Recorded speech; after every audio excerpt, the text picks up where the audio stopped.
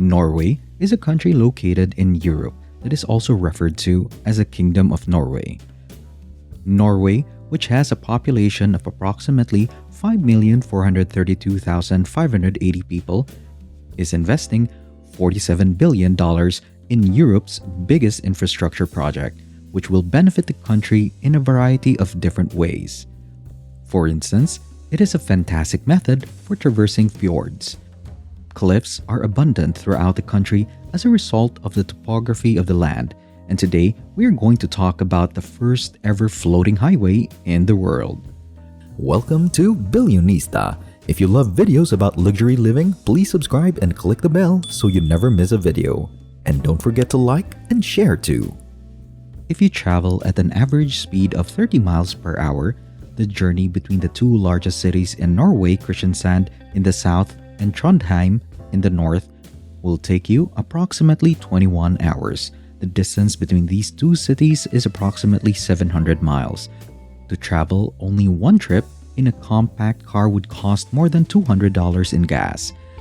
Due to the fact that 60% of Norway's exported goods are manufactured on the west coast, which is also home to 30% of the country's population, the smooth operation of the national depends on a significant amount of movement from city to city.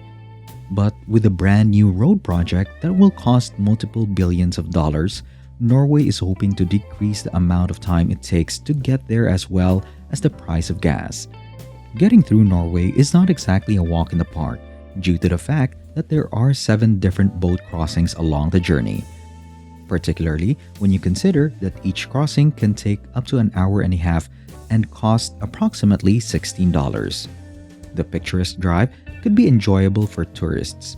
But on the other hand, people who are traveling for work or even for medical reasons are not huge lovers of the scenic route. Thankfully, a shorter route will be available very soon because they built a brand new roadway along the shore, Route E39. This infrastructure project is expected to cost $47 billion and will involve the construction of bridges in place of ferries, conventional tunnels, and what may be the first floating tunnel in the world to form a highway. The road that is underwater is essentially made up of a pair of concrete tubes that are positioned around 100 feet below the surface of the sea. Introduction of this modernized and more reliable mode of transportation will be of significant importance to the economy of Norway as a whole. It will connect cities in ways that they haven't been connected in the past. This new infrastructure will also make it easier to go to places like hospitals, schools, and jobs in a shorter amount of time, resulting in a more robust and varied economy, as well as an increase in the number of satisfied commuters.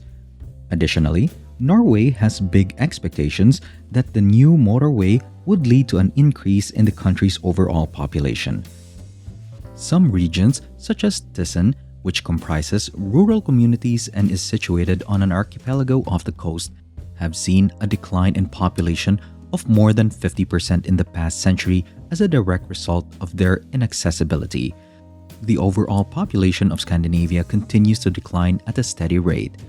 The E39 could be restructured in various ways to achieve many different goals. However, preliminary estimates indicate that the necessary expenditures and enhancements will have a price tag that is significantly higher than the budget of $47 billion for the highway system. They estimate that it could be as much as 340 billion Norwegian krone, which is equivalent to $38 billion more. Why does Norway want to go through the trouble of constructing these insane floating tunnels instead of just building more bridges?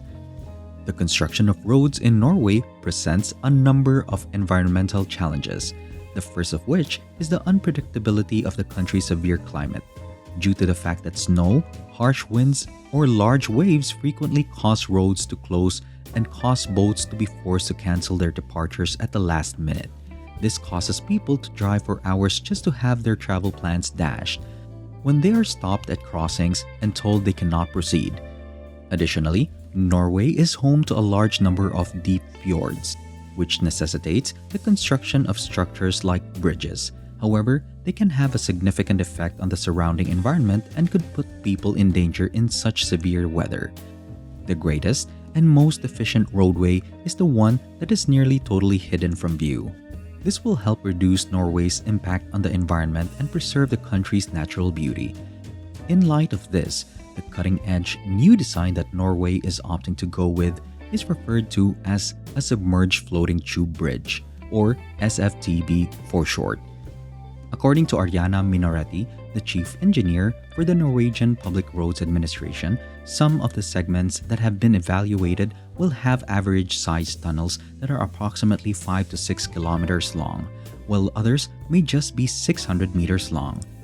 She went on to explain that the idea for the Submerged Floating Tube Bridge was originally conceived of by naval architect Sir Edward Reed in the year 1886. It wasn't until 1923 that the idea was brought up again in Norway. However, the technology wasn't quite there yet to support such a large-scale endeavor. Now, more than a century after the concept was first conceived, it is getting ever closer to being put into practice. When building bridges that span significant distances, it is necessary to incorporate arches and suspensions at specific points. According to Niels Erik Anders Rogfast, a professor of structural engineering at the Norwegian University of Science and Technology, who now works as a consultant on the new highway project, but for a submerged floating tunnel, if you do it absolutely correct and balance the weight of the structure with the buoyancy of the structure, it can go on forever. The seabed is too deep for a standard rock tunnel. When a fjord is deeper than 100 meters or wider than 2 to 3 kilometers, it requires the use of too large an area of land on the sides.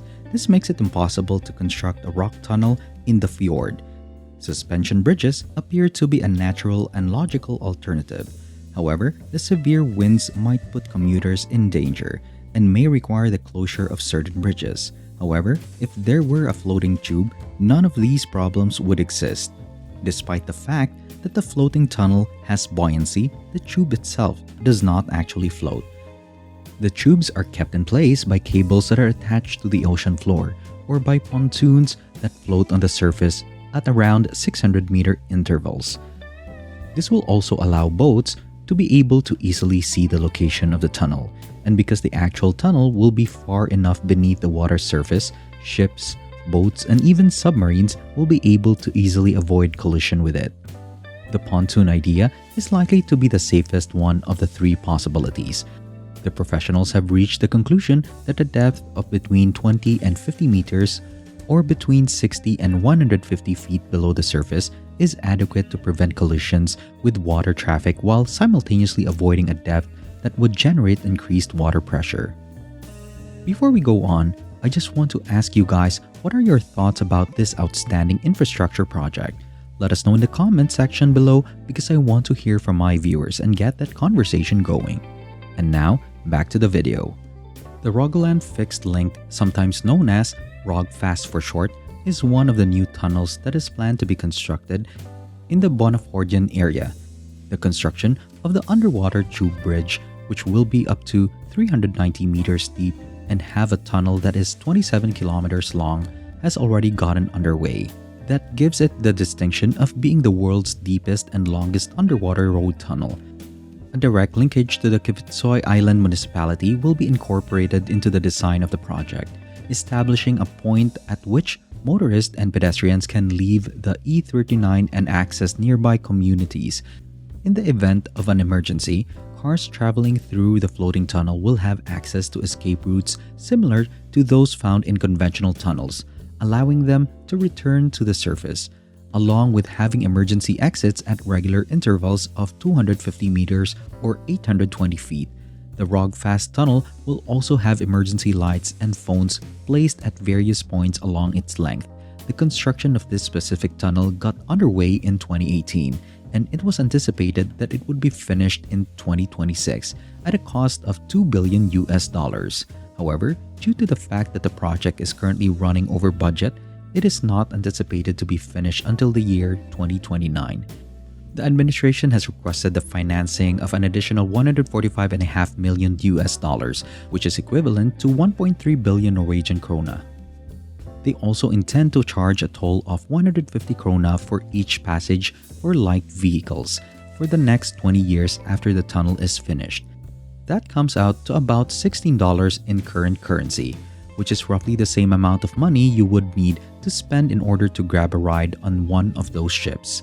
The plan for these tubes that are beneath the water is unquestionably cutting edge. However, a large number of brand new challenges appear as a direct result of innovation. The danger posed by explosions and fires cannot be overstated, considering that getting out of an underwater tunnel isn't exactly the simplest thing in the world to do. Just picture being stuck 150 feet underwater as calamity occurs. Even the most experienced travelers are likely to feel uneasy when faced with the prospect of that possibility. Luckily, Norway has already begun taking the necessary steps to ensure that their floating tunnels are as risk-free as can be. In order to prepare for situations in which a truck carrying hazardous materials or two massive vehicles collide with one another, they have been conducting practice fires and explosions in their tunnels on a smaller scale. They are required to have an exit strategy that is both planned and consistent, as well as an emergency response crew that can descend to the tunnels rapidly in the event that something goes wrong. Finding solutions to all of these problems will require a significant amount of effort, but it appears that the end result will be well worth it for Norway. Residents and visitors alike will be pleased with a continuous stretch of the E39 highway that is open round the clock and unaffected by adverse weather conditions. At the current rate, tourism in Norway brings in more than 50 billion krona, which is equivalent to $5.6 billion in American currency each year. However, it is anticipated that a new roadway that is more effective would lead to an increase in that number. The E39 will also establish brand new connections between the mainland and the islands, fostering an increase in economic activity in regions that were previously far more difficult to access. The Norwegian government anticipates that its brand new floating motorway will be open for business by the year 2050. It is anticipated that once construction is complete, it will be around 1,100 kilometers in length, reducing the number of ferry crossings from 7 to 4, in addition to a reduction in distance of 50 kilometers of route. Despite the fact that this daring endeavor might result in the construction of the very first construction of its kind, it is highly unlikely that it will be the last. Engineers in both Italy and China are already working on concepts that are very similar. So Billionistas, would you prefer to take the long scenic road or one of these floating tunnels? Let me know in the comments. That's it for this time. If you enjoyed the video, hit that like button and don't forget to subscribe. See you next time.